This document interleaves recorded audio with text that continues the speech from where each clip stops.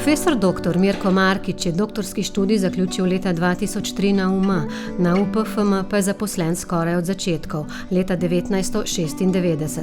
Danes je redni profesor za področje menedžmenta, predstojnik katedre za menedžment in sveta za kakovost. Za svoje delo je prejel številna priznanja fakultete, med njimi za prispevek k ustanovitvi ter k oblikovanju programske usmeritve in nagrado za doprinos k raziskovalnemu delu.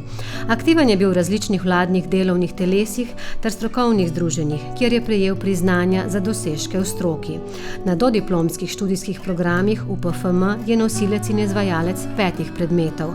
Na pedagoškem področju velja za izjemno priljubljenega profesorja, kar izkazujejo visoke ocene študentov v anketah in številna mentorstva pri 64 magistrskih in 120 diplomskih delih, 61 magistrom znanosti ter 10 doktorandom.